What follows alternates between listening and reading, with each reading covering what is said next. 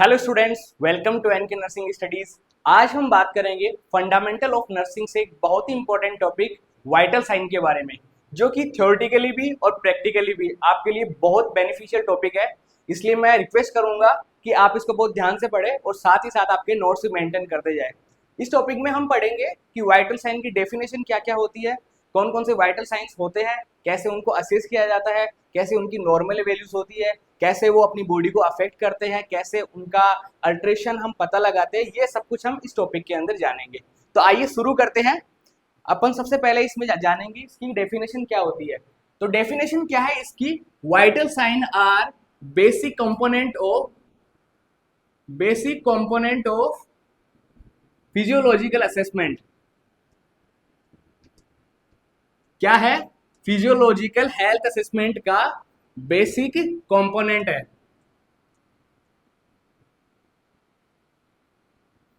क्या देखा हमने इसमें कि जो वाइटल साइन होते हैं वो बहुत बेसिक है। किसी भी पर्सन की जो हेल्थ है उसको असेस करने के लिए अगर कोई भी डाटा है हमारे पास तो वो है वाइटल साइन, जिससे कि उसकी बॉडी की जो नॉर्मल फंक्शनिंग है उसका पता लगाया जा सके। उसकी बॉडी के अंदर स्लाइट चेंजेस भी होते हैं तो उससे हमें पता लग सके कि उसकी बॉडी के अंदर कोई प्रॉब्लम है या उसकी बॉडी है वो नॉर्मल फंक्शन कर रही है। तो ये सब कुछ हमें कैसे पता लगेगा? ये सब कुछ हमें पता लगेगा वाइटल साइन के थ्रू। ठीक है। और वाइटल साइन ही हमें बताते हैं कि उसकी जो फिजिकल है या साइकोलॉजिकल जो हेल्थ है वो नॉर्मल है या एब्नॉर्मल है। ये सब कुछ हमें किससे पता चलता है? वाइटल साइन के बारे में पता चलता है। वाइटल साइन से हमें पता चलता है। ठीक है। अब आगे हम इसमें जानेंगे कि और वाइटल साइन के क्या क्या इंपॉर्टेंस है। तो वाइटल साइन क्या क्या करते हैं? वाइटल साइन क्या करते हैं, जैसे कि मैंने अभी आपको बताया कि कोई भी लाइफ थ्रेटनिंग कंडीशन है, लाइफ थ्रेटनिंग कंडीशन है तो उसका पता लगाने के लिए भी कौन काम में आएगा? लाइफ थ्रेटनिंग कंडीशन है तो उसका पता लगाने के लिए भी कौन सा साइन हमें हेल्प करेंगे? वाइटल साइन हेल्प करेंगे हमारी। ठीक है। और साथ ही साथ इस लाइफ थ्रेटनिंग कंडीशन में कौन कौन से नर्सिंग इंटरवेंशन कौन कौन से हमारे काम में आएंगे वो सब हमें कैसे पता लगेगा? वाइटल साइन की वैल्यूज देख के हमें पता लगेगा कि हम कौन सा नर्सिंग प्लान बनाए जिससे कि इसकी हेल्थ है वो वापस से इम्प्रूव हो सके। ठीक है। साथ ही साथ जैसे कि अपन देख रहे हैं कि ये बेसिक कंपोनेंट है हेल्थ के, और लाइफ थ्रेटनिंग जितनी भी सिचुएशंस आती है उन सबको पता लगाने के लिए कौन हेल्प करेगा? वाइटल साइन हेल्प करेंगे। ठीक है। और जो भी हेल्थ स्टेटस है ये अपन ने देख ही लिया। हेल्थ स्टेटस है ना पेशेंट का, उसको जांचने में, उसको उसको क्या करने के लिए, उसको देखने के लिए भी कौन हेल्प करेगा? वाइटल साइन हेल्प करेगा। ये हमने देखा कि वाइटल साइन की जो बेसिक डेफिनेशन है वो क्या है और वाइटल साइन क्या क्या करते हैं। ठीक है। आई होप कि आपको ये समझ में आ रहा होगा। तो बहुत ध्यान से पढ़िएगा इस टॉपिक को। बहुत बेसिकली, बहुत प्रैक्टिकली आपको बहुत यूज में आएगी ये सब कुछ चीजें। तो आप इसको लिखते भी जाए और बहुत ध्यान से पढ़े। अब इसमें देखते हैं कि जो वाइटल साइन होते हैं उनको कार्डिनल साइंस भी कहा जाता है। कार्डिनल साइन भी कहा जाता है। कार्डिनल साइन का मतलब है कि ये जो वाइटल साइन है हमारी बॉडी की जो इंपॉर्टेंट ऑर्गन सिस्टम्स है, जैसे कि सीवीएस हो गया। सीवीएस मतलब कार्डियोवास्कुलर जो सिस्टम है, जो हार्ट अपना, उसके लिए जो रेस्पिरेटरी सिस्टम है, ठीक है, जो रेस्पिरेटरी सिस्टम है उसको असेस करने के लिए, और जो भी मेजर ऑर्गन्स है उनकी कंडीशन को देखने के लिए हमारी बॉडी के अंदर कुछ भी चेंजेस होते हैं तो सबसे पहले ये जो साइन है उनके अंदर वेरिएशन आ जाता है। तो इससे हमें पता लगेगा कि जो हमारी बॉडी के वाइटल ऑर्गन्स है उनके अंदर कोई ना कोई कंडीशन में कुछ ना कुछ जो नॉर्मल उनकी फंक्शनिंग थी उनके अंदर कुछ ना कुछ अल्ट्रेशन आया, कुछ ना कुछ वेरिएशन आया। इसीलिए इनको इनको क्या कहा जाता है? इनको कार्डिनल साइन भी कहा जाता है। अब अपन आगे देखते हैं। ये अपन ने जान लिया कि इनको कार्डिनल साइन क्यों कहा जाता है, क्योंकि ये जो अपने बॉडी के जो इंपॉर्टेंट सिस्टम है इनको देखने के लिए, इनके वेरिएशन के लिए अगर कोई साइंस हमारी बॉडी के अंदर, बॉडी के थ्रू प्रेजेंट किए जाएंगे तो वो हो गए वाइटल साइंस। ये अपन ने जाना कि इनको कार्डिनल साइन क्यों कहा जाता है। ठीक है। और अपन इसमें देखेंगे कि वाइटल साइंस कैसे हमारी बॉडी के लिए जरूरी है, ये अपन इसमें जानेंगे। तो फर्स्ट अपन ने देख लिया कि इनको कार्डिनल साइन क्यों कहा जाता है। दूसरा, तो फर्स्ट अपन ने देख लिया कि इसके अंदर अपन ने उसको बोला कि जैसे अगर जो अपने जो मेजर बॉडी ऑर्गन्स है जैसे सीवीएस हो गया और रेस्पिरेटरी सिस्टम हो गया, उनके अंदर कोई भी प्रॉब्लम आ रही है तो उसको जांचने के लिए वाइटल साइन जरूरी है। साथ ही साथ अगर बॉडी के अंदर कोई भी स्लाइटली चेंजेज आते हैं, ठीक है, स्लाइटली चेंजेज आते हैं बॉडी के अंदर, बॉडी की हेल्थ स्टेटस के अंदर कोई भी स्लाइटली चेंजेज आते हैं तो वो भी कैसे पता लगेंगे, वो भी हमें वाइटल साइंस के थ्रू पता लगेंगे। ठीक है, तो ये पता लग गया कि सीवीएस जैसे मेजर और जो ऑर्गन सिस्टम्स है उनके अंदर अगर कोई प्रॉब्लम हो रही है तो वो कैसे पता लगेंगे, वो हमें वाइटल साइन के थ्रू पता लगेंगे। साथ ही साथ अगर बॉडी के अंदर कोई नॉर्मल फंक्शनिंग में अगर कोई स्लाइटली चेंजेस भी आते हैं तो वो कैसे पता लगेंगे, वो हमें वाइटल साइंस के थ्रू पता लगेंगे। तो ये सब कुछ हमें ये बताता है। ठीक है, उसके बाद इनको क्यों कार्डिनल साइन कहा गया, उसी में अपन ये सब कुछ, ये टॉपिक, ये पॉइंट जो है अपन उसी में पढ़ रहे हैं क्या, कि क्यों इनको वाइटल साइन को क्यों कार्डिनल साइंस भी कहा गया। ठीक है, क्यों इसको कार्डिनल साइन के रूप में भी जाना जाता है। तो ये सब कुछ अपन इसमें जान रहे हैं कि जो अपना जो मेजर जो ऑर्गन्स है उनके लिए ये रेस्पॉन्सिबल है और जो स्लाइटली चेंजेस होते हैं उसके लिए ये रेस्पॉन्सिबल है। और आगे अपन देख रहे हैं कि अगर कोई भी पेशेंट की कंडीशन है, पेशेंट फिजियोलॉजिकल कंडीशन, ठीक है, फिजियोलॉजिकल जो पेशेंट की कंडीशन है उसके अंदर अगर वो बीमार है, कोई इलनेस है उसके अंदर, इलनेस है, या फिर जो इलनेस है वो ठीक हो रही है, वो सही हो रही है, हेल्थी स्टेटस में जा रहा है, या फिर वो और ज्यादा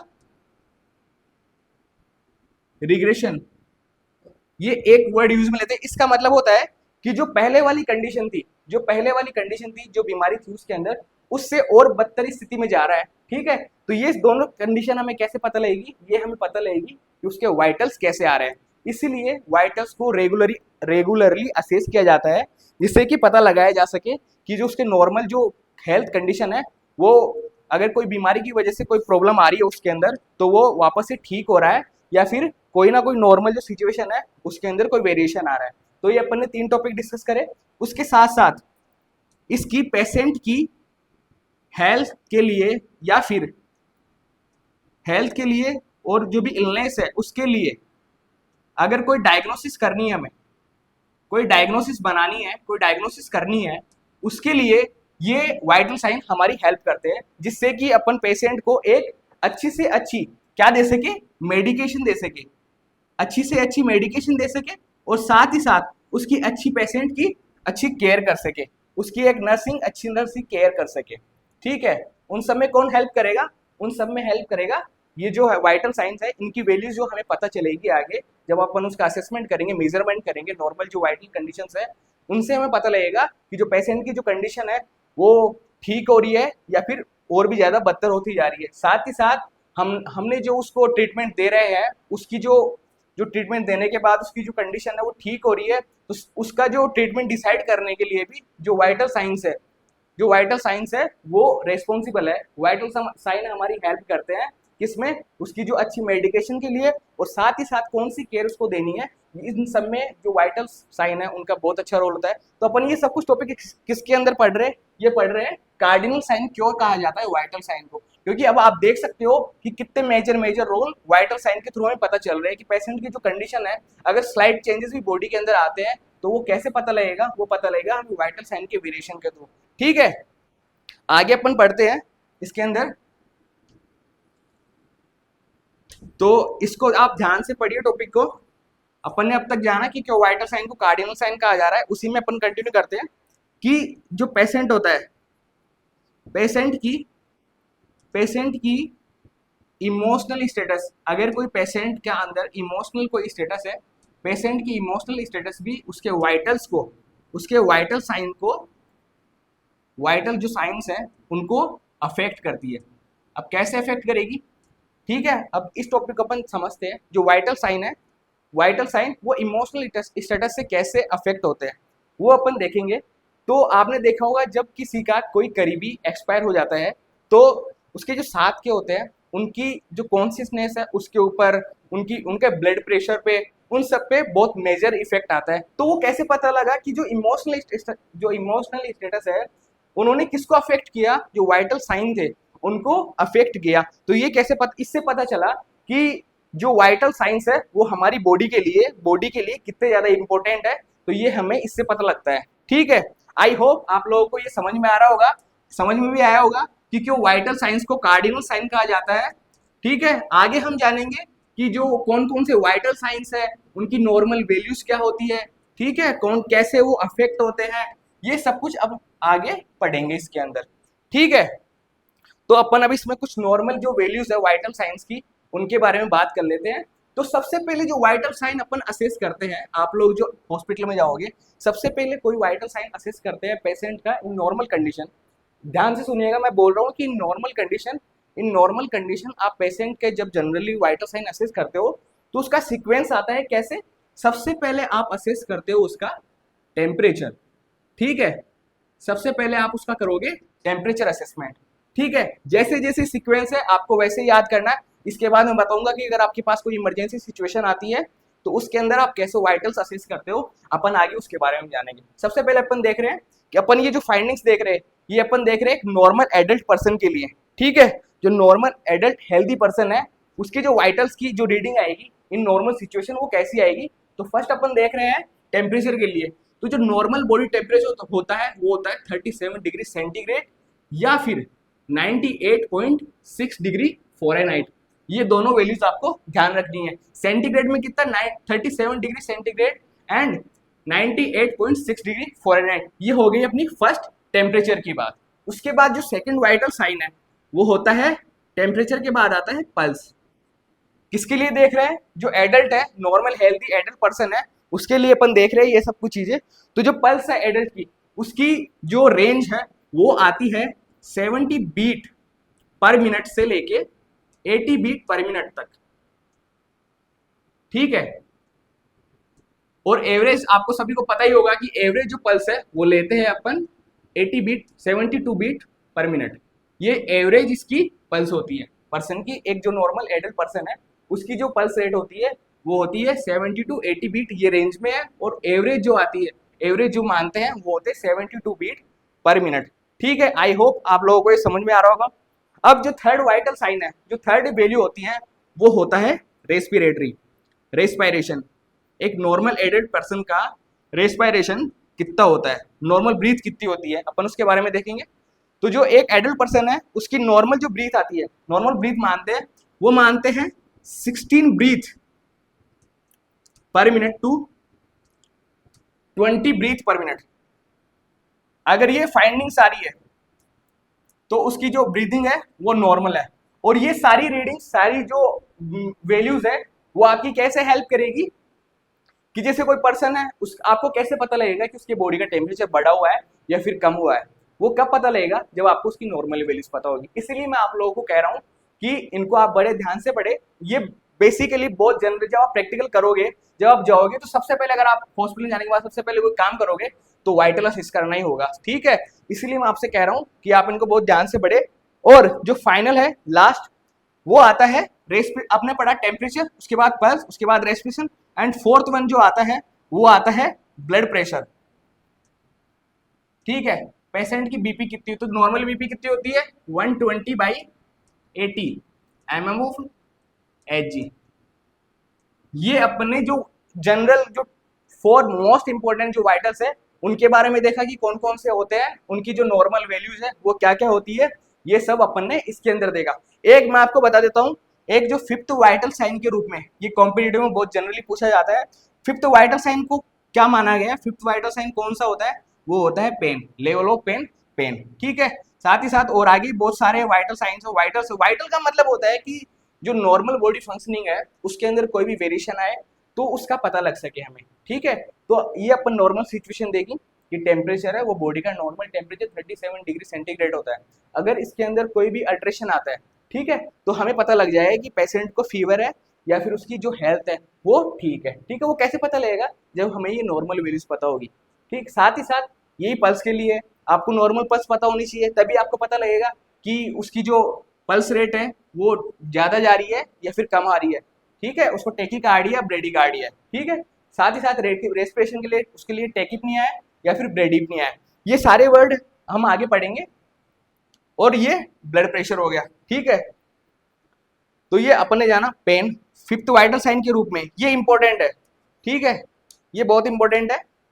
जो फिफ्थ वाइटल साइन के रूप में कौन सा वाइटल काम में आता है। अगर आपको कॉम्पिटिटिव में जाना है तो उसके अंदर ये ऑप्शन के अंदर आएगा कि फिफ्थ वाइटल साइन के रूप में हम कौन से वाइटल्स को असेस करते हैं। तो उसके अंदर टेम्परेचर, पल्स, ब्लड प्रेशर या फिर पेन। ठीक है, तो चार तो अपन ने देखे, अपन को इसी सीक्वेंस में भी याद करना है। इसका सीक्वेंस भी बहुत इंपॉर्टेंट है, इसी सीक्वेंस में हमें याद भी करना है कि फर्स्ट टेम्परेचर असेस करते हैं, उसके बाद पल्स को असेस करते हैं, उसके बाद रेस्पिरेटरी को असेस करते हैं, उसके बाद ब्लड प्रेशर को असेस करते हैं, एंड फाइनली फिफ्थ वन जो आता है वो आता है लेवल ऑफ पेन, पेन जो है उसको असेस करते हैं। तो ये अपन ने वाइटल्स के बारे में जाना। और एक और ये जो आता है उसके बाद आता है saturation of O2, O2 saturation. O2 saturation का मतलब है कि जैसे आपने कोविड के अंदर देखा होगा, जब कोरोना आया था उस टाइम पे जो पेशेंट थे उनके अंदर ऑक्सीजन सेचुरेशन का, सेचुरेशन ऑफ O2 उस टाइम पे बहुत मेजर रोल था वहाँ पे, कि ऑक्सीजन जो हमारा ब्लड है वो कितनी ऑक्सीजन को कैरी कर पा रहा है। तो इसकी जो नॉर्मल वैल्यू होती है वो होती है 95 प्लस। ठीक है, 95% टू 100%। ठीक है, ये इसकी नॉर्मल वैल्यू है। ठीक है, तो ये सेचुरेशन ऑफ O2 ने देखा। तो जब कोविड आया था उसके अंदर पल्स ऑक्सीमीटर के थ्रू हम उसकी सेचुरेशन ऑफ O2 को क्या करते थे, मेजर करते थे। वहां पे हम पता लगाते थे कि इसकी जो ब्लड है उसकी ऑक्सीजन कैरिंग कैपेसिटी नॉर्मल है या फिर उसके अंदर कोई ना कोई प्रॉब्लम हुई है। तो उसका कैसे पता लगता था, हम इस तरह से उसकी जो कंडीशन थी उसका पता लगाते थे। तो वाइटल साइन में अब तक अपन ने देखा कि कौन कौन से वाइटल साइन की डेफिनेशन क्या है, वाइटल साइन को क्यों कार्डिनल साइन कहा गया है, क्यों। ठीक है, उसके बाद देखा कि कौन कौन से जो वाइटल साइन है, नॉर्मल वाइटल साइन क्या है, कौन कौन से वाइटल साइन है और उनकी नॉर्मल वैल्यूज क्या होती है। आई होप आप लोगों को ये समझ में आया होगा। अब आप लोगों को ये तो पता लग गया कि वाइटल साइंस कौन कौन से हैं, ठीक है, उनकी नॉर्मल वैल्यूज क्या होती है, तो कैसे इनको असेस करते हैं। ठीक है, उनके लिए भी हमें कुछ ना कुछ जो फिजिकल एग्जामिनेशन के जो मेथड है, फिजिकल एग्जामिनेशन की जो मेथड है ना, वो हमें वहाँ पे काम में लेने पड़ेंगे। अब फिजिकल एग्जामिनेशन के मेथड कौन कौन से हैं, एक बार उनको ब्रीफ कर लेते हैं, उसके बाद आगे चलेंगे। तो जो फिजिकल एग्जामिनेशन के जो मेथड होते हैं जनरली, जो फिजिकल एग्जामिनेशन के जो मेथड उनको एक बता देता हूँ आपको ब्रीफली। फिजिकल एग्जामिनेशन के जो मेथड है वो काम में लिए जाते हैं किसके लिए, वाइटल्स को असेस करने के लिए। ठीक है, वाइटल्स को असेस करने के लिए फिजिकल एग्जामिनेशन के जो मेथड है वो यूज में लिए जाते हैं। अब फिजिकल एग्जामिनेशन के फर्स्ट मेथड कौन सा आता है, इनका भी सीक्वेंस बहुत जरूरी है, वाइटल्स को असेस करने के लिए इनका सीक्वेंस भी बहुत ज्यादा जरूरी है, ये भी आपको सीक्वेंस में भी याद करने पड़ेंगे। तो जो फर्स्ट जो फिजिकल एग्जामिनेशन का मेथड है वो आता है इंस्पेक्शन। इंस्पेक्शन का मतलब है, इंस्पेक्शन का सीधा सा मतलब है कि आपको सिर्फ ऑब्जर्व करके देखना है, आपको सिर्फ देख के पता लगाना है कि उसकी सिचुएशन कैसी है। अब आप ऑब्जर्व करके किस चीज का पता लगा सकते हो कि उसकी शेप कैसी है, उसका कलर कैसा है। तो वहां पे कौन सा मेथड काम में आता है फिजिकल एग्जामिनेशन का, वहां पे मेथड काम में आता है इंस्पेक्शन। ठीक है, जो सेकेंड जो होता है फिजिकल एग्जामिनेशन का जो सेकेंड मेथड है वो कौन सा होता है, पाल्पेशन। फर्स्ट अपन ने देखा इंस्पेक्शन, उसके बाद आता है पाल्पेशन। पाल्पेशन का मतलब होता है कि किसी भी जो बॉडी ऑर्गन है उसको पाल्पेट करके देखना, उसको दबा के देखना। ठीक है, वहां पे कौन सा मेथड काम में आएगा, वहां पे पाल्पेशन मेथड काम में आएगा। फिजिकल एग्जामिनेशन का कौन सा मेथड काम पे आएगा, दबा के देखना है अपने को। कि जैसे कोई भी इंटरनल बॉडी ऑर्गन है उसकी उसके अंदर कोई ना कोई प्रॉब्लम है, जैसे अपने को एब्डोमिनल असेसमेंट करना है, उसके लिए हम क्या करेंगे, अपने हाथों से जो भी एब्डोमन है, एब्डोमन केविटी है, उसको दबा के चेक करेंगे कि उसकी नॉर्मल जो भी कोई बॉडी ऑर्गन टेंडर तो नहीं हो रहा है, ठीक है, उसके अंदर कोई स्वेलिंग तो नहीं है। ये सब कुछ एसेस करने के लिए पाल्पेशन का मेथड यूज में लिया जाता है। ठीक है, और पाल्पेशन मेथड ही किस में यूज में लिया जाता है, पाल्पेशन मेथड ही किसके लिए, पल्स को असेस करने के लिए। ठीक है, अगर आपको पल्स लेनी है तो पल्स लेने के लिए क्या करोगे, आप जो अपनी फिंगर टिप्स होती है उनकी हेल्प से आप यहाँ पे पाल्पेट करके देखते हो कि उसकी जो पल्स है वो कितनी आ रही है। ठीक है, उसके बाद जो अगला है असेसमेंट का टाइप वो होता है परक्यूशन। अपन देख रहे हैं क्या, फिजिकल असेसमेंट के जो टाइप्स है, कौन कौन से मेथड्स है फिजिकल एग्जामिनेशन के, वो सब कुछ अपन डिस्कस कर रहे हैं, एक ब्रीफ देख रहे हैं। तो उसके अंदर फर्स्ट अपन ने देखा इंस्पेक्शन, उसके बाद देखा अपन ने पाल्पेशन, उसके बाद अपन थर्ड वन देख रहे हैं परक्यूशन।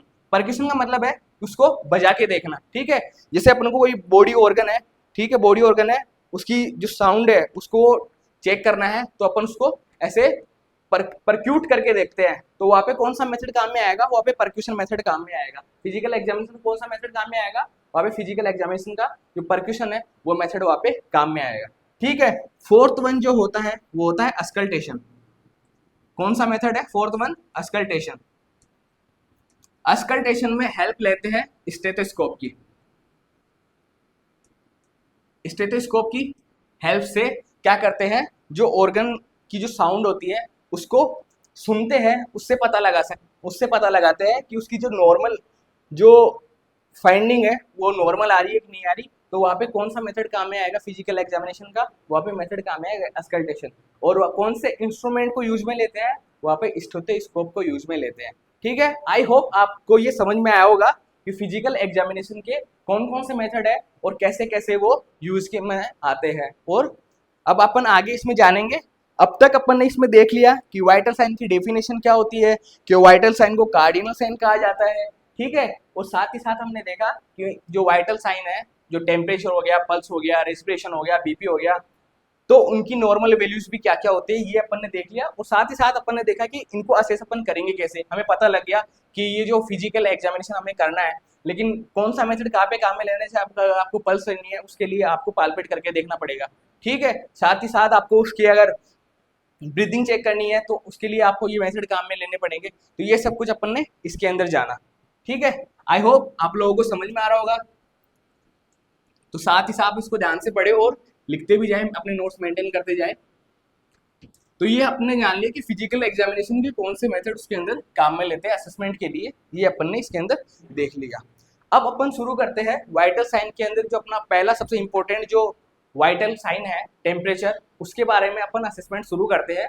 टेम्परेचर के बारे में पढ़ेंगे कि नॉर्मल बॉडी टेम्परेचर क्या होता है, कैसे कि बॉडी टेम्परेचर कहते किसको है। ठीक है, ये सब कुछ और जो इसके अंदर जो भी टर्म्स है उनके बारे में अपन जानेंगे कि जो नॉर्मल जो टेम्परेचर है उनकी वैल्यूज और उनके अंदर वेरिएशन कैसे कैसे आता है। ये सब कुछ अपन किसमें जानेंगे, जो टेम्परेचर है उसके अंदर देखेंगे। ठीक है, तो शुरू करते हैं अपन वाइटल साइन के अंदर टेम्परेचर। फर्स्ट जो वाइटल साइन है वो है टेम्परेचर।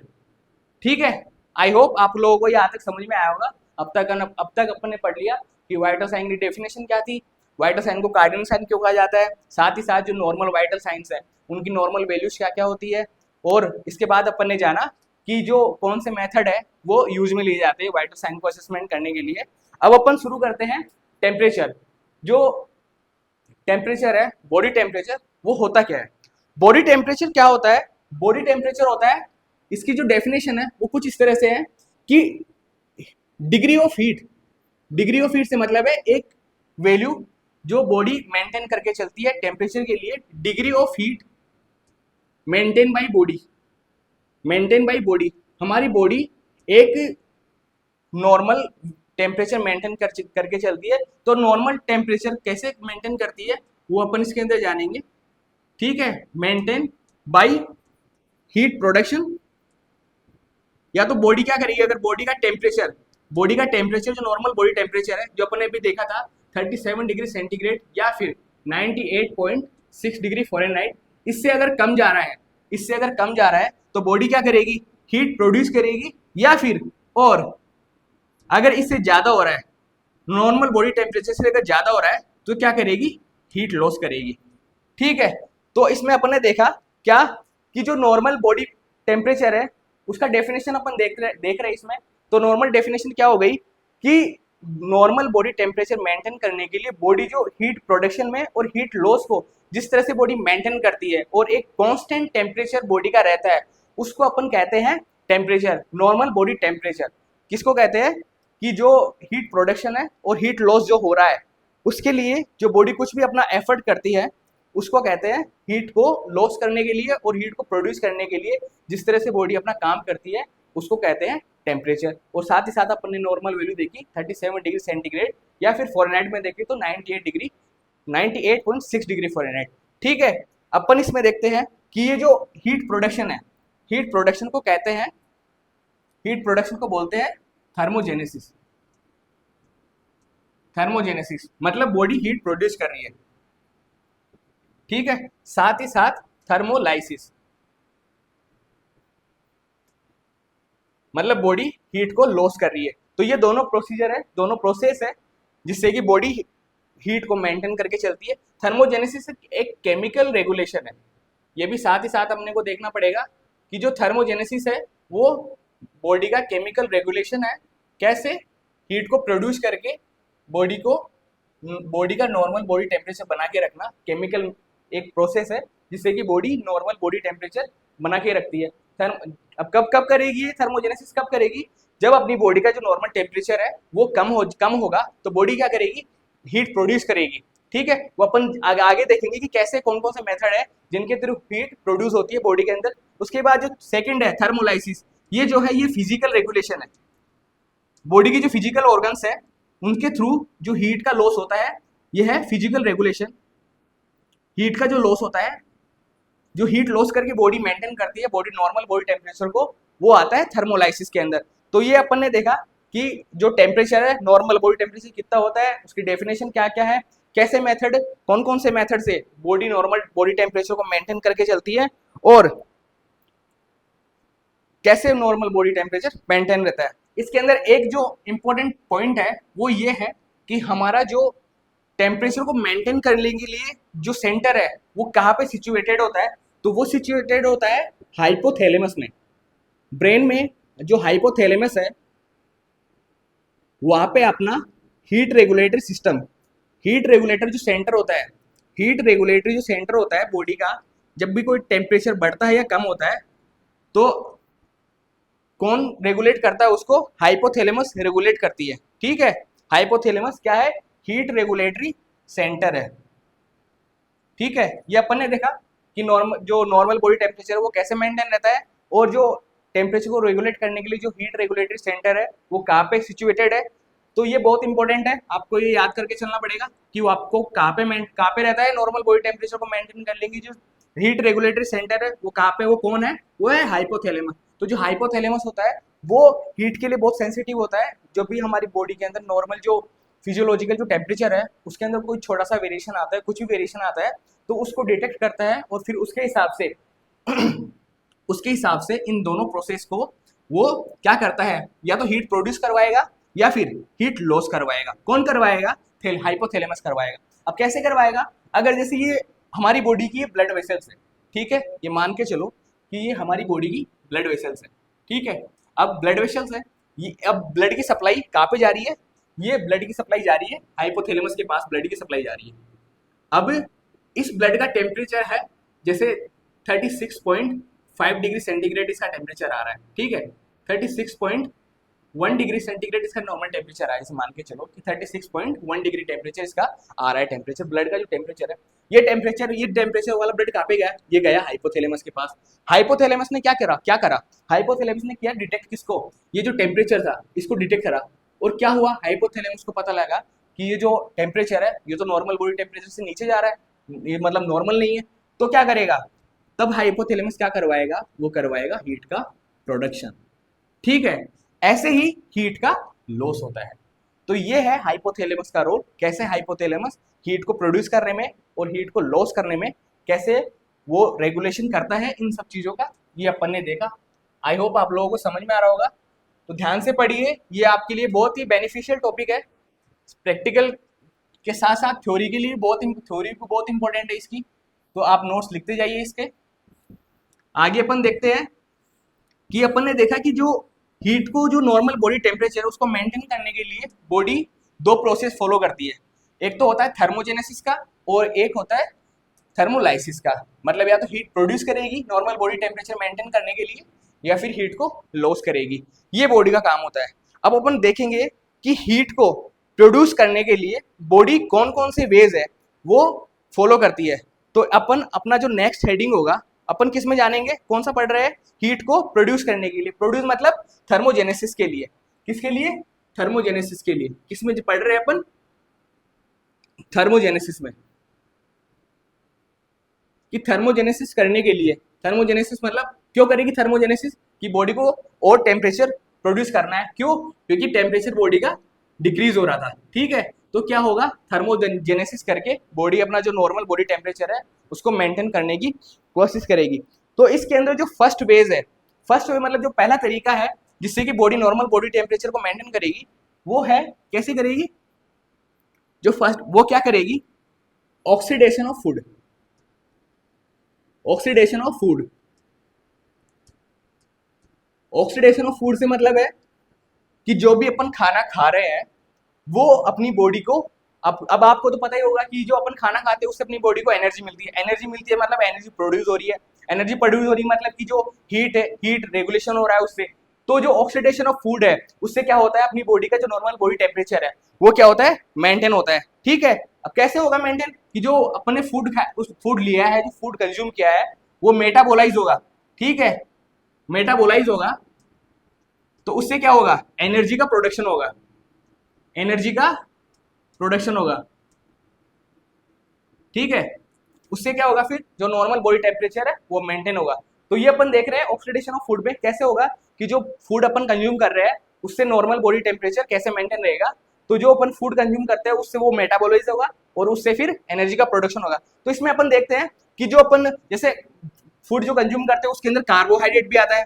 ठीक है, कार्बोहाइड्रेट भी आता है, प्रोटीन भी आता है और फैट भी आता है। ठीक है, अब कौन सा फूड कितनी किलो कैलोरी एनर्जी को प्रोड्यूस करता है वो अपन देखते हैं। और एक अपन जैसे मिक्स डाइट ले लो, मिक्स डाइट के अंदर कितनी एनर्जी का प्रोडक्शन होता है। तो जो कार्बोहाइड्रेट अपन कंज्यूम करते हैं, कार्बोहाइड्रेट कितनी कैलोरी करती है हीट एनर्जी प्रोड्यूस, वो करती है 4 किलो कैलोरी। ठीक है, और प्रोटीन कितनी करती है, ठीक है, पहले देखा अपन ने कार्बोहाइड्रेट कितनी एनर्जी प्रोड्यूस करती है, 4 किलो कैलोरी। प्रोटीन कितनी करती है, ये भी 4 किलो कैलोरी। और फैट कितना करते हैं, फैट कितना करती है, अपन ने देखा कार्बोहाइड्रेट करती है 4 किलो कैलोरी, उसके बाद देखा प्रोटीन करती है 4 किलो कैलोरी, फैट करती है 9 किलो कैलोरी। ठीक है, तो ये अपन ने देख लिया। उसके बाद एक देख लेते हैं कि जो एल्कोहल है वो कितना करती है, तो वो करता है 7 किलो कैलोरी हीट का प्रोडक्शन करता है बॉडी के अंदर। तो ये अपन ने देखा कि जो अपन फूड कंज्यूम कर रहे हैं उसके अंदर कार्बोहाइड्रेट भी है, फैट भी है, प्रोटीन भी है। तो ये जो फूड पार्ट है ये कितनी एनर्जी प्रोड्यूस करेंगे बॉडी के अंदर, कितना किलो कैलोरी हीट प्रोड्यूस करेंगे, एनर्जी देंगे बॉडी को। ये अपन ने देखा जो नॉर्मल वैल्यू है 1 ग्राम, ये है 1 ग्राम से, 1 ग्राम कार्बोहाइड्रेट से, 1 ग्राम कार्बोहाइड्रेट से कितनी एनर्जी प्रोड्यूस होगी, 4 किलो कैलोरी एनर्जी प्रोड्यूस होगी। ठीक है, वैसे ही 1 ग्राम प्रोटीन से कितनी एनर्जी प्रोड्यूस होगी, 4 किलो कैलोरी प्रोड्यूस होगी।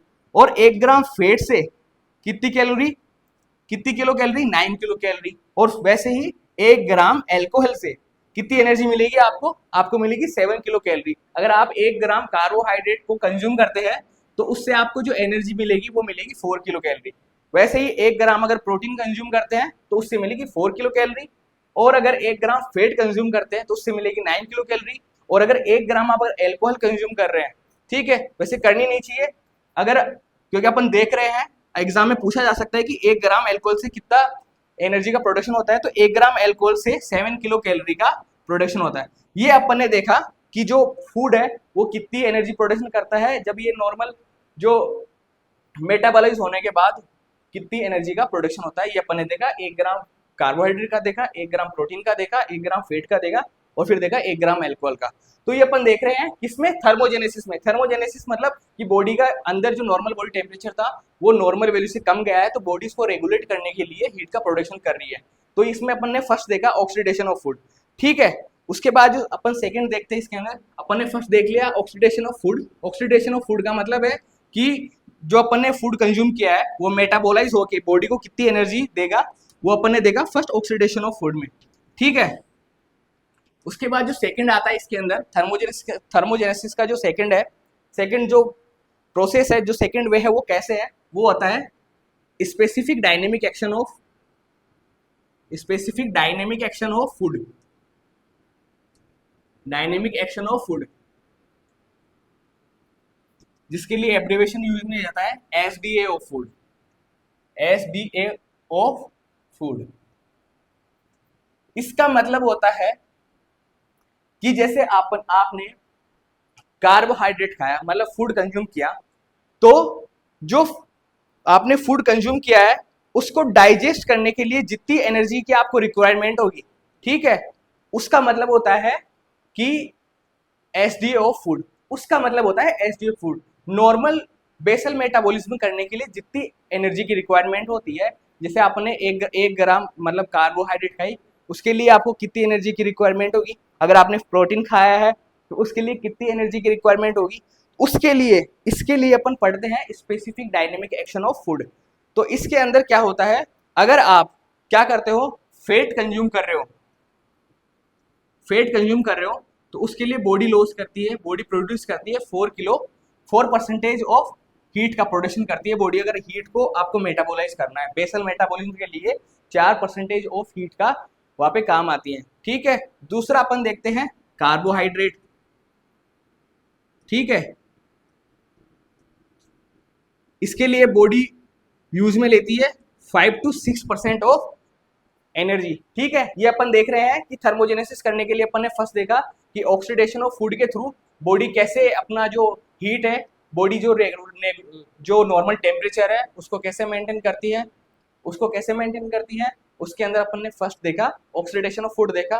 ठीक है, ऑक्सीडेशन ऑफ फूड देखा, उसके बाद अपन सेकंड देख रहे हैं specific dynamic action of food. ये भी एक तरीका है जिससे कि बॉडी क्या करती है, हीट को प्रोड्यूस करती है। ठीक है, तो अपन ने फर्स्ट देखा कि फैट को मेटाबोलाइज करने के लिए बॉडी कितना परसेंटेज एनर्जी का यूज करती है, वो करती है 4% ऑफ एनर्जी का यूज करती है। उसके बाद दूसरा अपन ने देखा कार्बोहाइड्रेट का, तब करती है 5 to 6%। उसके बाद आता है प्रोटीन, तो प्रोटीन को मेटाबोलाइज करने के लिए कितनी एनर्जी की रिक्वायरमेंट होगी, तब होगी 30% एनर्जी की रिक्वायरमेंट होगी। ठीक है, तो अपन देख रहे हैं तो एस डी ऑफ प्रोटीन कितना हो गया। अगर आपके क्वेश्चन पूछा जाए कॉम्पिटिटिव में एग्जाम में, ऐसे क्वेश्चन आते हैं कि नॉर्मल एसडीए ऑफ, उनके अंदर क्वेश्चन पूछे जाते हैं नॉर्मल एसडीए ऑफ फैट। अगर ऐसे क्वेश्चन पूछा जाए तो आपको ये वैल्यू जो है वो याद करनी पड़ेगी। ठीक है, अगर नॉर्मल एसडीए ऑफ फैट पूछा तो कितना आंसर आएगा उसका, 4%। ठीक है, तो ये आपको ध्यान से पढ़ना है इसको।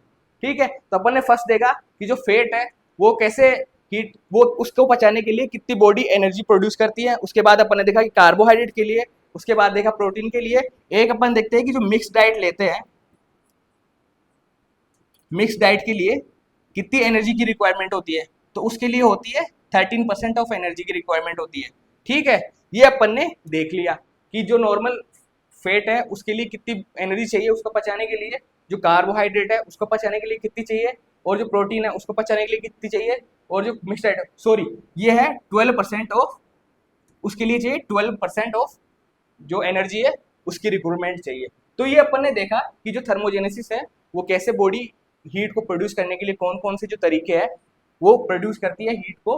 तो फर्स्ट अपन ने देखा ऑक्सीडेशन ऑफ फूड, दूसरा अपन देख रहे हैं specific dynamic action of food, SDO food. उसमें देखा कि फैट के लिए कितना होता है, कार्बोहाइड्रेट के लिए कितना होता है, प्रोटीन के लिए कितना होता है, और मिक्स डाइट के लिए कितना होता है। तो ये अपन ने दो तरीके देखे, क्या किसके लिए, हीट को रेगुलेट करने के लिए, नॉर्मल बॉडी टेम्परेचर को मेंटेन करने के लिए कैसे बॉडी हीट को प्रोड्यूस करती है।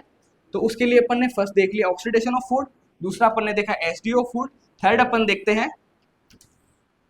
और कौन से तरीके जिससे कि बॉडी हीट को प्रोड्यूस करती है। तो जो थर्ड वन आता है, जो तीसरा तरीका है, वो होता है एक्सरसाइज का। आप सभी को ये पता ही होगा कि जब भी बॉडी एक्टिविटी करती है, चाहे वो अगर आप हेवी एक्सरसाइज करते हो तो उससे ज़्यादा एनर्जी का प्रोडक्शन होगा, और अगर आप थोड़ी कम एक्टिविटी करते हो तो उससे कम एनर्जी का प्रोडक्शन होगा। इसीलिए जो एक्सरसाइज है वो भी हीट को प्रोड्यूस करने के लिए और नॉर्मल बॉडी टेम्परेचर को मेंटेन करने के लिए, एक्सरसाइज भी वहाँ पे एक तरीका है जिससे कि हीट का प्रोडक्शन होता है। और अगर बॉडी का टेम्परेचर 37 डिग्री सेंटीग्रेड से, जो नॉर्मल टेम्परेचर है उससे अगर कम हुआ है, तो उसको वापस अपनी नॉर्मल ले जाने के लिए, नॉर्मल वैल्यू को अचीव करने के लिए एक वे कौन सा हो सकता है, एक्सरसाइज भी हो सकता है जिससे कि हीट का प्रोडक्शन होता है। तो ये अपन ने देख लिया। उसके बाद जो अगला आता है, अब मैंने अभी आपको पहले बताया कि जो स्ट्रॉन्ग इमोशंस होते हैं, जो इमोशनल स्टेटस होती है, वो भी पेशेंट की वाइटल्स को, उनके पेशेंट की जो वाइटल है, जो वाइटल साइंस है, जो वाइटल वैल्यूज है, उनको उनको अफेक्ट करती है। इसलिए जो स्ट्रॉन्ग इमोशन है, जो स्ट्रॉन्ग इमोशन है वो भी हीट को प्रोड्यूस करते हैं। कैसे, आपने देखा होगा जब अगर किसी को कोई एंगर हो रहा है, एंगर इश्यूज है, तो उसके अंदर क्या होता है, उसके अंदर एनर्जी का प्रोडक्शन होता है जिससे कि उसके अंदर टेम्परेचर है, बॉडी टेम्परेचर है, वो बढ़ जाता है।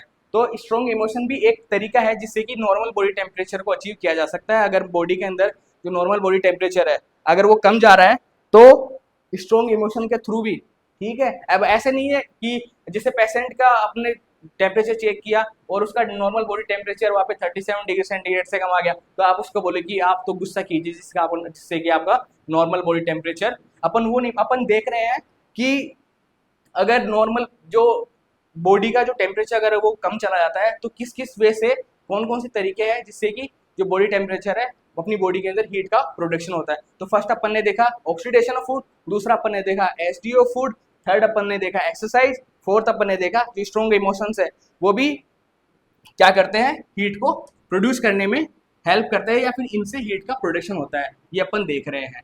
अब जो फिफ्थ वन है वो क्या होता है, जो हार्मोन्स के इफेक्ट क्या है, हार्मोन्स इफेक्ट, ठीक है। हाँ, जो हार्मोनल इफेक्ट है उनका क्या होता है, hormonal effect of body temperature. मैंने आपको शुरू में बताया था कि जो हाइपोथैलेमस है वो कैसे अपनी बॉडी के टेम्परेचर को मेंटेन करती है, उसी तरह से कि वो जब क्या होता है कि जब अगर जो टेम्परेचर है वो 37 डिग्री सेंटीग्रेड से नीचे जाता है तो बॉडी क्या करता है, अपने कुछ जो हॉर्मोन्स है वो रिलीज करता है जिससे कि जो नॉर्मल बॉडी टेम्परेचर है उसको वापस अचीव किया जा सके। तो कौन कौन से हैं, जैसे थायरोक्सिन हार्मोन है जो थायराइड सीक्रेट करती है, ठीक है। थायरोक्सिन जो हार्मोन है वो क्या करता है, जो नॉर्मल बॉडी टेम्परेचर है, जो बीएमआर है, बेसल मेटाबॉलिक जो रेट है, बीएमआर का मतलब होता है कि in general condition, in normal situation आपकी जो नॉर्मल मेटाबॉलिक रेट है उससे कितनी एनर्जी का प्रोडक्शन हो रहा है उसको बोलते हैं बेसल मेटाबॉलिक रेट, ठीक है। जो थायरोक्सिन होता है, ये थायरोक्सिन हार्मोन इस एक्टिविटी को बढ़ाने में क्या करता है, बढ़ाने के लिए रेस्पॉन्सिबल होता है। अगर आपकी नॉर्मल मेटाबॉलिक रेट बढ़ेगी, बेसल मेटाबॉलिक रेट अगर आपकी बढ़ेगी तो क्या होगा, ऑटोमेटिकली आपका जो नॉर्मल बॉडी टेम्परेचर है वो बढ़ जाएगा, ठीक है। साथ ही साथ एक एग्जाम्पल अपन और देखते हैं कि जब मेंसेज होते हैं, मेंस्ट्रुअल साइकिल जब होता है उस टाइम पे क्या होता है कि जो प्रोजेस्टेरोन हार्मोन है, जो प्रोजेस्टेरोन जो हार्मोन है वो भी बॉडी टेम्परेचर को बढ़ाता है, बॉडी टेम्परेचर को क्या करता है, बढ़ाता है, ठीक है। उस टाइम पे भी जब टेम्परेचर बढ़ जाता है, जब प्रोजेस्टेरोन हार्मोन मेंसेज के दौरान जब बढ़ता है, इसीलिए जो प्रोजेस्टेरोन हार्मोन है वो कब ओव्यूलेशन होता है, उसके लिए कि फीमेल के अंदर ओव्यूलेशन हुआ है या नहीं हुआ, उसके लिए बेसल बॉडी टेम्परेचर को देखने के लिए, जो ओव्यूलेशन हुआ है कि नहीं हुआ उसको चेक करने के लिए वहां पे प्रोजेस्टेरोन हार्मोन को असेस करते हैं कि प्रोजेस्टेरोन हार्मोन का लेवल बढ़ा है कि नहीं बढ़ा। अगर उसके अंदर प्रोजेस्टेरोन हार्मोन बढ़ा है इसका मतलब उसके अंदर ओव्यूलेशन हुआ है, ओव्यूलेशन हुआ है तो मतलब उसका टेम्परेचर बढ़ा है, तो उससे पता लग जाएगा, उसका टेम्परेचर चेक करेंगे उससे पता लग जाएगा कि फीमेल के अंदर ओव्यूलेशन हुआ है कि नहीं हुआ, नॉर्मल मेंसेज चल रहे हैं कि नहीं चल रहे। तो ये अपन देख रहे हैं कि थर्मोजेनेसिस के लिए कौन कौन से जो मेथड है वहां पे वो काम में आते हैं, ये अपन ने देखा। तो अपन ने देख लिया, अपन ने देखा क्या देखा, फर्स्ट तो देखा ऑक्सीडेशन ऑफ फूड, उसके बाद देखा एसडीओ फूड, फाइनली देखा एक्सरसाइज, और फिर देखा स्ट्रॉन्ग इमोशन की जो स्ट्रॉन्ग इमोशंस होते हैं, जो भी पर्सन होता है उसके स्ट्रॉन्ग इमोशन कैसे बॉडी के अंदर हीट को अफेक्ट करते हैं, कैसे बॉडी टेम्परेचर को बढ़ाने के लिए रेस्पॉन्सिबल होते हैं, ये अपन सबने देखा। तो ये अपन किस में देख रहे हैं, ये देख रहे हैं थर्मोजेनेसिस में। थर्मोजेनेसिस मतलब बॉडी को हीट को प्रोड्यूस करना है, उसके लिए जो भी वेज है, जो भी तरीके हैं हीट प्रोडक्शन के, अपन वो पढ़ रहे हैं, ठीक है। तो ये अब इसके अंदर जो अगला पॉइंट है, अगला टॉपिक है, और कौन कौन से तरीके हैं जिससे कि हीट का प्रोडक्शन हो सकता है। तो जो अगला तरीका है या फिर अगला जो मेथड है जिससे कि बॉडी के अंदर जो नॉर्मल बॉडी टेम्परेचर है वो बढ़ जाता है, ठीक है। तो और कौन सा तरीका है जिससे कोई डिजीज कंडीशन हो गई, अगर कोई डिजीज कंडीशन हो गई है उसके अंदर भी, ठीक है, उसके अंदर भी क्या होगा कि जो बॉडी है वो हीट का प्रोडक्शन करती है। जैसे कि जिसको अपन क्या बोलते हैं, जब हीट का प्रोडक्शन होता है, नॉर्मल बॉडी टेम्परेचर ज़्यादा चल जाता है, कि कोई ना कोई उसके अंदर बॉडी क्या करती है, एक जो रेगुलेटरी मैकेनिज्म के रूप में इस कंडीशन को यूज में करती है, बॉडी का टेम्परेचर बढ़ा के अगर कोई डिजीज कंडीशन हो जाती है तो उसको अपने लेवल पे उसको खत्म करने के लिए या उस अपने लेवल पे उस जो कंडीशन को ठीक करने के लिए बॉडी अपना टेम्परेचर वहाँ पे बढ़ा देती है, ठीक है। तो ये अपन ने देखा कि थर्मोजेनेसिस के लिए बॉडी के अंदर कौन कौन से मेथड्स हैं, कौन कौन से वेज हैं जिससे कि बॉडी के अंदर हीट का प्रोडक्शन होता है। तो ये अपन ने टेम्परेचर के अंदर डिस्कस किया क्या करा क्या कहा कि जो टेम्परेचर को रेगुलेट करने के लिए दो मेथड देखे अपन ने। फर्स्ट देखा थर्मोजेनेसिस और सेकंड अपन देखेंगे आगे थर्मोलाइसिस। ठीक है, आई होप आप लोगों को ये टॉपिक समझ में आ रहा होगा। तो पढ़ते रहिए ऐसे ही, ये आपके कॉम्पिटिटिव एग्जाम की नजरिए से और आपकी जो होगी सेमेस्टर वाइज जो एग्जाम होगा उसके अंदर भी बहुत ही इंपॉर्टेंट टॉपिक है। साथ में प्रैक्टिकल में तो आपका काम आएगा ही ये टॉपिक। तो आपको नॉर्मल वैल्यूज को ये सब कुछ अच्छे से याद करना है इनको। ठीक है, तो अपन ने देखा कि जो थर्मोजेनेसिस है उसके लिए कौन कौन से मेथड काम में आते हैं थर्मोजेनेसिस करने के लिए। तो ये अपन ने देखा कि हीट प्रोड्यूस करने के लिए बॉडी कौन कौन से जो रेगुलेटरी मैकेनिज्म है वो बॉडी के अंदर कौन कौन से वेरिएशन होते हैं, कैसे बॉडी के अंदर हीट का प्रोडक्शन होता है, ये अपन ने देखा थर्मोजेनेसिस के अंदर। आगे हम देखते हैं कि अगर बॉडी का टेम्परेचर बढ़ा हुआ है, बॉडी का टेम्परेचर बढ़ा हुआ है तो उसको नॉर्मल बॉडी टेम्परेचर में लाने के लिए बॉडी कौन कौन से वेज के थ्रू हीट का लॉस करती है, तो उसको क्या बोलते हैं थर्मोजेनेसिस। ठीक है, आगे हम पढ़ेंगे थर्मोलाइसिस के बारे में। क्या पढ़ रहे हैं अपन कि बॉडी अपने टेम्परेचर को कैसे मेंटेन करती है, उसमें दो मेथड है। फर्स्ट देखा अपन ने थर्मोजेनेसिस, ठीक है। सेकंड जो मेथड अपन देख रहे हैं वो है थर्मोलाइसिस। थर्मोलाइसिस का मतलब क्या है कि बॉडी का टेम्परेचर बढ़ा हुआ है, ठीक है, जो बढ़ा हुआ टेम्परेचर है उस टेम्परेचर को वापस नॉर्मल टेम्परेचर में लाने के लिए बॉडी जो हीट का लॉस करेगी, ठीक है, तो वो कैसे करेगी, कौन कौन सा मेथड है, ठीक है, तो वो सब कुछ अपन इसमें जानेंगे। तो उस मेथड को क्या बोलते हैं, थर्मोलाइसिस बोलते हैं। अपन ने भी देखा था कि जो थर्मोजेनेसिस होता है वो होता है केमिकली रेगुलेटेड होता है, उसके अंदर जो हार्मोन्स होते हैं उनका बहुत इंपॉर्टेंट रोल होता है। और जो थर्मोलाइसिस है, थर्मोलाइसिस के अंदर जो हीट लॉस है उसके अंदर बॉडी क्या करती है, मतलब जो थर्मोलाइसिस है उसके अंदर बॉडी क्या करती है, जो हीट है उसको क्या करती है, बॉडी के जो ऑर्गन्स है, फिजिकल ऑर्गन्स है, उनके थ्रू बॉडी को लॉस करती है। तो इसका मतलब क्या हुआ, थर्मोलाइसिस मींस क्या हुआ कि जो बॉडी ऑर्गन्स है उनके थ्रू हीट का लॉस कैसे होता है उसको क्या बोलते हैं, थर्मोलाइसिस बोलते हैं। ठीक है, तो अब क्या करेगी, इसका मतलब क्या हुआ, it is a physical regulation, it is physical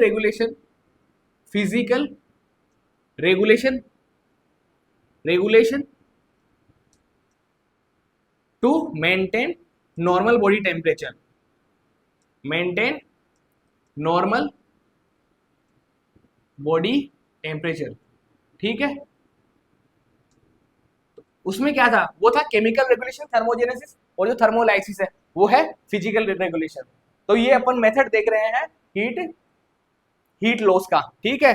और फर्स्ट अपन ने देखा था हीट जनरेट कैसे करती है बॉडी, तो ये हो गया थर्मोलाइसिस। अब थर्मोलाइसिस बॉडी कैसे थर्मोलाइसिस करती है, कौन कौन से मेथड है, कौन कौन से ऑर्गन्स है जो थर्मोलाइसिस के अंदर हेल्प करते हैं, तो वन बाय वन अपन उनके बारे में जानेंगे। तो जो फर्स्ट ऑर्गन है जो थर्मोलाइसिस के लिए रेस्पॉन्सिबल है, जिसके थ्रू की बॉडी के अंदर जो हीट है उसका लॉस होता है, वो फर्स्ट जो ऑर्गन है उसमें आता है स्किन, थ्रू स्किन। स्किन के थ्रू कैसे हीट का लॉस होता है, फर्स्ट आता है इसके अंदर, जो फर्स्ट आएगा इसके अंदर वो होता है स्किन, थ्रू स्किन। अब स्किन के थ्रू कैसे होगा, अभी मैंने आपको शुरू में बताया था कि जो अपना हीट रेगुलेटरी सेंटर है वो प्रेजेंट कहाँ पे है, वो है हाइपोथैलेमस में। ठीक है, हाइपोथैलेमस में है जो हीट रेगुलेटरी सेंटर है, वो कहाँ पे है, हाइपोथैलेमस में है, हाइपोथैलेमस में है। अब क्या होता है कि जब बॉडी का टेम्परेचर ज्यादा होता है, मतलब 37 डिग्री सेंटीग्रेड से ज्यादा हो गया, 37 डिग्री सेंटीग्रेड से अगर बॉडी टेम्परेचर ज्यादा हो गया है तो बॉडी क्या करेगी, उसको कंपनसेट करने के लिए क्या करेगी, वो हाइपोथैलेमस क्या होता है, वो हीट के लिए बहुत ज्यादा सेंसिटिव होता है। जब वो हाइपोथैलेमस के पास ये जो 37 डिग्री सेंटीग्रेड से ज्यादा वाला ब्लड है, वार्म ब्लड है, जो वार्म ब्लड है वो जब हाइपोथैलेमस के पास जाएगा, तो हाइपोथैलेमस क्या होगी, हाइपोथैलेमस क्या करेगी, वेजोडाइलेशन करेगी। तो क्या होगा, जो स्किन है उसके नीचे जो वेसल्स है वो क्या हो जाएगी, वेजो डायलेट हो जाएगी। जो वेसल्स है वो वेजो डायलेट हो जाएगी, वेसल्स डायलेट होगी तो क्या होगा, हीट का लॉस होगा। किसके थ्रू, स्किन के थ्रू हीट का लॉस होगा। ठीक है, तो ये अपन ने देखा कि थ्रू स्किन कैसे हीट का लॉस होता है। अब इसके अंदर 4 मेथड है, 4 प्रोसेस है जिसके थ्रू की ये जो हीट लॉस है, ये जो प्रोसेस है वो होता है। ठीक है, तो जो फर्स्ट आता है वो कौन सा आता है, जो फर्स्ट मेथड है वो थ्रो स्किन के अंदर हीट लॉस के लिए जो फर्स्ट मेथड है, फर्स्ट जो प्रोसेस है वो आता है, फर्स्ट जो मेथड है वो आता है कंडक्शन। कंडक्शन कंडक्शन का मतलब होता है कि by direct contact heat loss कैसे होता है। हीट लॉस होगा बाय डायरेक्ट कॉन्टेक्ट, ठीक है, बाय डायरेक्ट कॉन्टेक्ट। जब हीट का लॉस होता है बॉडी से स्किन के थ्रू, तो उस मेथड को क्या बोलते हैं, उस मेथड को बोलते हैं कंडक्शन, ठीक है। अब बाय डायरेक्ट कॉन्टेक्ट कैसे, जैसे ऐसे मान के चलो कि ये जो बोर्ड है, ये बोर्ड, इस बोर्ड के कांटेक्ट में अगर मैं आ रहा हूं तो मेरा क्या होगा, अगर ये बोर्ड बोर्ड है ना, ये बोर्ड कूल है, इसका टेम्परेचर अभी मेरी बॉडी टेम्परेचर से कम है, तो मेरी बॉडी क्या करेगी, मेरी बॉडी टेम्परेचर किसकी तरफ क्या करेगी, मतलब सेंड करेगी, क्या करेगी, बॉडी लॉस करेगी टेम्परेचर को मेंटेन करने के लिए। अगर मैं इसके कांटेक्ट में आता हूं तो बॉडी क्या करेगी, हीट का लॉस करेगी, जिससे कि इसका और मेरा टेम्परेचर दोनों बराबर हो सके। कब, जब मैं इसके डायरेक्ट कांटेक्ट में आया, जब मेरी स्किन इसके साथ टच हुई, ठीक है। तो जो कंडक्शन होता है वो होता है बाय डायरेक्ट कॉन्टेक्ट, कैसे बॉडी से हीट का लॉस होता है उसको बोलते हैं कंडक्शन मेथड के थ्रू हीट का लॉस होना। और इसके थ्रू कितनी परसेंट हीट का लॉस होता है, इसके थ्रू होता है 3% हीट का लॉस होता है, ठीक है। 3% हीट का लॉस होता है कंडक्शन मेथड के थ्रू। कंडक्शन जो मेथड है उसके through 3% of heat loss by conduction method, ठीक है। ये अपन ने जाना कंडक्शन मेथड के थ्रू कैसे हीट का लॉस होता है। दूसरा जो मेथड आता है इसके अंदर वो होता है कन्वेक्शन। कन्वेक्शन मेथड, फर्स्ट अपन ने देखा कंडक्शन मेथड, कंडक्शन मेथड मतलब बाय डायरेक्ट कांटेक्ट, और कन्वेक्शन मेथड का मतलब होता है कि बाय एयर मूवमेंट।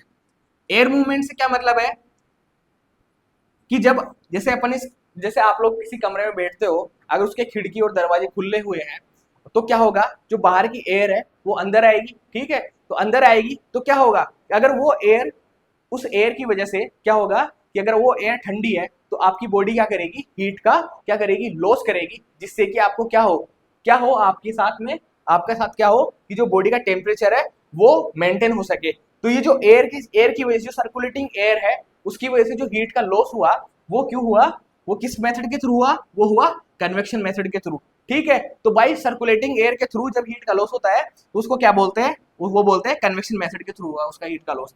इसके अंदर कितना लॉस होता है, कितना परसेंट हीट का लॉस होता है, इसके अंदर होता है 15% of heat loss through the convection method, ठीक है। अपन ने दो मेथड देखे, एक देखा कंडक्शन मेथड, सेकेंड देखा कन्वेक्शन मेथड। थर्ड जो मेथड आता है वो होता है रेडिएशन मेथड, ठीक है। आई होप आप लोगों को ये क्लास समझ में आ रही होगी। तो अपन ने दो मेथड देखे, एक देखा कंडक्शन मेथड, दूसरा देखा कन्वेक्शन मेथड। तो एक जो कंडक्शन का मतलब था, अगर डायरेक्ट कांटेक्ट में अपन किसी ऑब्जेक्ट के, किसी कूल ऑब्जेक्ट के आ रहे हैं, उसके थ्रू जब बॉडी हीट का लॉस करती है तो उस मेथड को बोलते हैं कंडक्शन मेथड। दूसरा देखा कन्वेक्शन मेथड, जब सर्कुलेटिंग एयर के थ्रू अगर अपनी बॉडी का हीट लॉस होता है उसको बोलते हैं कन्वेक्शन मेथड। थर्ड जो मेथड होता है, थर्ड जो मेथड है वो है रेडिएशन मेथड। रेडिएशन मेथड है, और सबसे ज्यादा अगर बॉडी से किसी मेथड के थ्रू हीट का लॉस होता है तो वो है रेडिएशन मेथड। कितना होता है, 60%। अब रेडिएशन मेथड होता क्या है, रेडिएशन मेथड का मतलब है कि जैसे जैसे सूरज है ना, सूरज से निकलने वाली जो किरणें हैं वो गर्म होती है, तो वो क्या करती है, जैसे जो पृथ्वी है उसके बिना कांटेक्ट में आए वो बॉडी हीट को बढ़ा देती है, मतलब क्या कर रही है, यहाँ के टेम्परेचर को बढ़ा रही है रेडिएशन के थ्रू। ऐसे ही हमारे बॉडी के साथ होता है कि जैसे अगर इस कमरे के अंदर ये बोर्ड अगर इस बोर्ड का टेम्परेचर मेरे बॉडी टेम्परेचर से अगर कम है तो क्या हुआ, इसका टेम्परेचर मेरी बॉडी से टेम्परेचर से कम है, तो मेरी बॉडी क्या करेगी, इससे क्या निकलेगी, इससे कूल वेव्स निकलेगी, ठीक है, वो आएगी मेरी बॉडी की तरफ, ठीक है। तो उससे क्या होगा, मेरी बॉडी क्या करेगी, उस टेम्परेचर को रेगुलेट करने के लिए क्या करेगी, हीट का लॉस करेगी, ठीक है। तो ये मेथड जो है इससे कितना हुआ, इससे लॉस होता है 60% ऑफ हीट, किसके थ्रू लॉस होता है, रेडिएशन मेथड के थ्रू। तो ये इंपॉर्टेंट है कि सबसे ज्यादा हीट लॉस किस मेथड के थ्रू होता है, तो वो होता है रेडिएशन मेथड के थ्रू। अपन ने एक पढ़ा कंडक्शन मेथड, दूसरा पढ़ा कन्वेक्शन मेथड, तीसरा पढ़ा रेडिएशन मेथड। जो फोर्थ वाला मेथड है वो आता है इवापोरेशन। इवापोरेशन इवापोरेशन का मतलब है अपनी बॉडी स्वेट के थ्रू, पसीने के थ्रू जो हीट का लॉस करती है उसको बोलते हैं इवापोरेशन मेथड, ठीक है। तो अपन ने फर्स्ट देखा कंडक्शन मेथड, दूसरा देखा कन्वेक्शन मेथड, तीसरा देख रहे हैं इवापोरेशन मेथड। और इसके थ्रू कितना परसेंट लॉस होता है हीट का ये होता है 22%। ठीक है, तो ये अपन ने तीन मेथड देखे, कौन कौन से तीन मेथड देखे अपन ने, चार मेथड देखे। एक फर्स्ट देखा अपन ने कंडक्शन मेथड, दूसरा देखा कन्वेक्शन मेथड, थर्ड देखा रेडिएशन मेथड एंड फोर्थ देखा इवापोरेशन मेथड। ठीक है, आई होप आप लोगों को समझ में आ रहा होगा। और ये अपन ने देखा किसके थ्रू, थ्रू स्किन, स्किन के थ्रू जब हीट का लॉस होता है तो वो किन किन मेथड्स के थ्रू, किन किन प्रोसेस के थ्रू हीट का लॉस होता है, ये अपन ने देखा। इन चार मेथड्स के थ्रू हीट स्किन के थ्रू जा रहा है हीट का लॉस। और ये किसके अंदर है, थर्मोलाइसिस के अंदर। जब बॉडी का टेम्परेचर बढ़ा हुआ है तो बॉडी टेम्परेचर को मेंटेन करने के लिए हीट कैसे लॉस होती है बॉडी के थ्रू, वो सब अपन पढ़ रहे हैं इसमें। ठीक है, तो ये अपन ने जाना थ्रू स्किन कैसे हीट का लॉस होता है। ठीक है, अगला जो ऑर्गन है आपने अभी देखा था, क्योंकि थर्मोलाइसिस से क्या है, थर्मोलाइसिस एक फिजिकल रेगुलेशन है। इसके अंदर हमारे जो बॉडी ऑर्गन्स है, जो बॉडी ऑर्गन्स है वो हमारे बॉडी ऑर्गन्स क्या करते हैं, हीट का रेगुलेशन करते हैं। तो जो सेकंड जो ऑर्गन आएगा इसके अंदर, जो सेकंड ऑर्गन है, अपन ने फर्स्ट देखा स्किन, जो सेकंड ऑर्गन है वो होगा थ्रू लंग्स। लंग्स के थ्रू कैसे हीट का लॉस होता है, थ्रू लंग्स, लंग्स के थ्रू भी हीट का लॉस होता है। अब वो कैसे होगा, जैसे अभी अपन सांस ले रहे हैं, अगर जिस सांस ले रहे हैं तो इस सांस लेने में अपन ऑक्सीजन ले रहे हैं और सांस ले रहे हैं, तो क्या होता है कि जो ये एयर जो अंदर जा रही है, अपनी एयर जा रही है, अगर इस एयर का टेम्परेचर, इस एयर का टेम्परेचर, इस एयर का टेम्परेचर बॉडी टेम्परेचर से कम है, मतलब अगर कूल एयर है तो ये लंग्स के अंदर जाएगी। लंग्स के अंदर जाने के बाद क्या होगा, ये लंग्स क्या करेंगे, इस कूल एयर को क्या करेंगे, कूल एयर का जो टेम्परेचर है उसको क्या करेंगे, बॉडी के टेम्परेचर में लाने के लिए हीट का लॉस करेंगे, जिससे कि ये जो टेम्परेचर है ये नॉर्मल बॉडी टेम्परेचर के मतलब बराबर हो सके। तो ये जो मेथड है, ये जो लंग्स ने काम किया है यहाँ पे हीट को लॉस करके बॉडी टेम्परेचर को मेंटेन करके, ये लंग्स के थ्रू होता है। ठीक है, जनरली मतलब इसकी वैल्यूज क्या है कि जनरली क्या कितना एमएल होता है लंग्स के थ्रू, लगभग 300 ml वाटर का लॉस होता है लंग्स के थ्रू। ठीक है, लगभग 300 ml वाटर का लॉस होता है लंग्स के थ्रू। और इस लॉस को कौन सा लॉस बोलते हैं, एक जो वाटर लॉस होता है वो दो तरीका का होता है, एक होता है इनसेंसिबल लॉस और एक होता है सेंसिबल लॉस। ये पे देख लेते हैं अपन, एक होता है sensible loss, sensible water loss, ठीक है, और एक दूसरा होता है insensible water loss, insensible water loss. ठीक है, तो ये सेंसिबल वाटर लॉस है, उसका मतलब है कि जो भी वाटर लॉस होगा वो हमें दिखेगा। ठीक है, जो वाटर लॉस होगा वो हमें दिखेगा, और जो इनसेंसिबल वाटर लॉस है वो हमें नहीं दिखेगा। जैसे लंग्स का वाटर लॉस इनसेंसिबल कैसे है कि जैसे जब अपन ये कूल एयर हमारी बॉडी के अंदर जाएगी तो जब अपन वापस से एक्सपायरेट करेंगे, ठीक है, तो उस टाइम पे जो जो सांस आएगी ना उसके साथ के साथ जो वाटर है वो भी बाहर आएगा। तो ये जो लॉस हो रहा है ये है इनसेंसिबल वाटर लॉस। ठीक है, तो वाटर लॉस कितने तरीका का हो गया, दो तरीके का हो गया, एक हो गया सेंसिबल वाटर लॉस और दूसरा हो गया इनसेंसिबल वाटर लॉस। ठीक है, ये अपन ने देखा थ्रू लंग्स कैसे वाटर का लॉस होता है और ये वाटर लॉस कैसे बॉडी के अंदर हीट को मेंटेन करके रखता है। ठीक है, अब अपन देखेंगे थ्रू किडनीज। ये अपन ने दो ऑर्गन पढ़े अपन ने। फर्स्ट अपन ने देखा थ्रू स्किन कैसे होता है, उसके अंदर अपन ने चार मेथड्स देखे। उसके बाद अपन ने देखा लंग्स के थ्रू कैसे वाटर का लॉस होता है। ठीक है, अपन थर्ड देखेंगे इसके अंदर कि और कौन से ऑर्गन्स है जो वाटर को लॉस करने के लिए रेस्पॉन्सिबल है, हीट को मतलब नॉर्मल बॉडी टेम्परेचर को मेंटेन करने के लिए, और कौन कौन से ऑर्गन्स है जो कि बॉडी के अंदर रेस्पॉन्सिबल होते हैं। फर्स्ट अपन ने स्किन देगा, दूसरा अपन ने लंग्स देगा, और जो थर्ड ऑर्गन है वो आता है, जो तीसरा ऑर्गन है वो है kidney, through kidney. Through kidney, kidney कैसे वाटर का लॉस करेगी, वाटर का लॉस करके और कैसे बॉडी के टेम्परेचर को मेंटेन करके चलेगी। तो किडनी कैसे करेगी, यूरिन पास करके करेगी। जब यूरिन पास आउट होगा तो ये जो यूरिन पास आउट होता है, ठीक है, ये यूरिन बॉडी के टेम्परेचर को मेंटेन करने के लिए क्या करता है, हीट को लॉस करता है। ठीक है, तो जो वार्म यूरिन है, वार्म यूरिन क्या करेगा, वार्म यूरिन आ रहा है, इसका मतलब क्या है कि बॉडी के अंदर से हीट क्या हो रही है, बाहर निकल रही है। बाहर निकल रही है मतलब थर्मोलाइसिस हो रहा है, बॉडी का टेम्परेचर नॉर्मल टेम्परेचर में आने की कोशिश कर रहा है, या फिर अगर कोई टेम्परेचर बढ़ा हुआ है तो वो बढ़ा हुआ टेम्परेचर वापस नॉर्मल टेम्परेचर में आने की ट्राई कर रहा है। उसके लिए जो यूरिन है वो वार्म होगा, और वार्म होके वो यूरिन क्या करेगा, पास आउट होगा, तो नॉर्मल बॉडी टेम्परेचर हो जाएगा, उसके अंदर नॉर्मल बॉडी टेम्परेचर हो जाएगा। ये अपन ने देखा कैसे किडनी नॉर्मल बॉडी टेम्परेचर को मेंटेन करने के लिए कैसे किडनीज रेस्पॉन्सिबल है, ये अपन ने देखा। उसके बाद जो फोर्थ वन है, अपन ने देखा फर्स्ट देखा स्किन, दूसरा देखा अपन ने दूसरा लंग्स देखा, और तीसरा देख रहे किडनी, और फिर फोर्थ वन है through GIT. Through GIT, GIT मतलब जो गैस्ट्रो इंटेस्टाइनल ट्रैक्ट है, ठीक है, उसके थ्रू कैसे होगा कि जब अपन जो फीसिस है, बाई फीसिस, जब ये फीसिस बाहर आएगी इसके थ्रू, जैसे यूरिन के थ्रू जब बॉडी टेम्परेचर यूरिन के थ्रू क्या हो रहा था, मेंटेन हो रहा था, वैसे ही फीसिस के थ्रू होगा, ठीक है। क्योंकि जब अगर बॉडी का टेम्परेचर बढ़ा हुआ होगा तो फीसिस क्या होगी, फीसिस के थ्रू हीट बॉडी की लॉस होगी, और वो फीसिस के थ्रू जो टेम्परेचर है वो मेंटेन होगा। तो ये अपन ने देखा कि जो थर्मोलाइसिस है, थर्मोलाइसिस कैसे होती है, कैसे बॉडी का टेम्परेचर मेंटेन रहता है, ये दो मेथड अपन ने देखे। टेम्परेचर को मेंटेन करने के लिए क्या होता है कि जो बॉडी है ना, वो दो मेथड्स के थ्रू, दो प्रोसेस के थ्रू जो नॉर्मल बॉडी टेम्परेचर है वो मेंटेन करके चलती है, ठीक है। तो फर्स्ट अपन ने देखा थर्मोजेनेसिस, जिसके अंदर अगर नॉर्मल बॉडी टेम्परेचर नहीं है, बॉडी टेम्परेचर अगर नीचे है 37 डिग्री सेंटीग्रेड से अगर कम है बॉडी टेम्परेचर, तो क्या करती है बॉडी, हीट का प्रोडक्शन करती है, जिसके थ्रू क्या होता है, टेम्परेचर है वो अपनी नॉर्मल रेंज में आने का ट्राई करता है। दूसरा अपन ने देखा थर्मोलाइसिस, ठीक है। थर्मोलाइसिस के अंदर क्या था कि जो टेम्परेचर है वो अगर बढ़ा हुआ टेम्परेचर है तो वो बढ़ा हुआ टेम्परेचर वापस से नॉर्मल बॉडी टेम्परेचर में आने की कोशिश करता है, ठीक है। आई होप आप लोगों को ये क्लास यहाँ तक समझ में आएगी, तो बने रहिए हमारे साथ और देखते रहिए एनके नर्सिंग स्टडीज, और लाइक कीजिए, शेयर कीजिए, और अपना सजेशन, अपने फीडबैक हमारे कमेंट बॉक्स में देते रहिए, ठीक है। Thank you so much.